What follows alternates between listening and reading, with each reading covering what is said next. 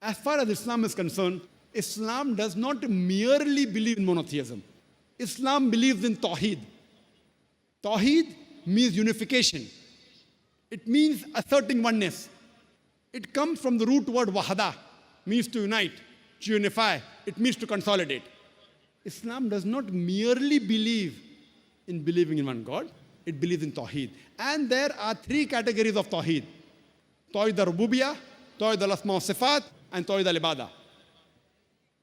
In the first category of Tawheed al-Rububiyyah, it means maintaining the unity of Rabb, unity of Lordship. Tawheed al-Rububiyyah is derived from the Arabic word Rabb, meaning Lord, sustainer, cherisher, meaning that Allah subhanahu wa ta'ala is the creator, the cherisher, the sustainer of everything in the universe. Everything is dependent on Him, and He is independent of anything and everything. Maintaining the unity of Lordship of Allah subhanahu wa ta'ala. That's called as Tawheed al-Rububiyyah. The second category is Tawheed al-Asma wa Sifat. Maintaining the unity of the names and attributes of Allah subhanahu wa ta'ala. This is further divided into 5 subcategories. Number 1 is, whatever name you give to Allah subhanahu wa ta'ala, it should be the name that He Himself has given Him. You cannot give your own name to Allah subhanahu wa ta'ala. You cannot say that Allah is Al-Ghadib, the angry one.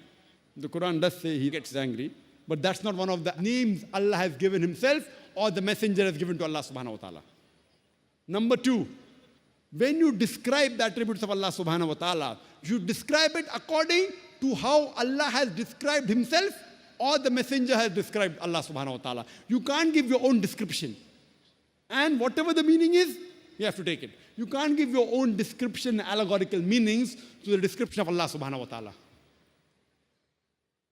The third is, you cannot give the qualities of the creation of Allah subhanahu wa ta'ala to Allah Himself.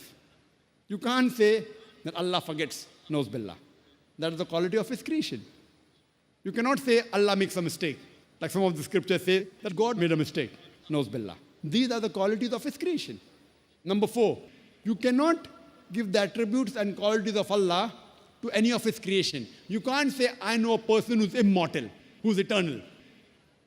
These are the qualities of Allah subhanahu wa ta'ala. And the 5th category is that you cannot give the name of Allah to any of His creation.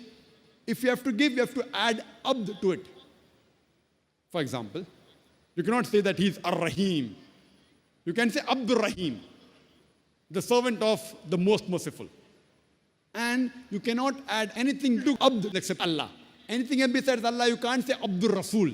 He is the servant of Rasul. This is not permitted. It breaks the second category of Tawheed al-Asma wa Sifat. And the third category is Tawheed al-Ibadah, maintaining the unity of worship. Ibadah comes from the Arabic root word abd, which means to serve, meaning a slave, meaning a servant, in servitude.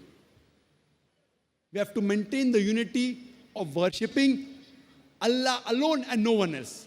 Tawheed al-Ibadah means maintaining the unity of worshipping Allah alone and no one else. If you follow the first 2 categories, that Tawheed al-Rububiyyah, saying Allah, He is a Rabb, He is a sustainer, creator, also agreeing with Tawheed al-Asma wa Sifat, giving Him good names and attributes, creator, etc. But if you worship somebody else besides Allah, then too you're breaking Tawheed.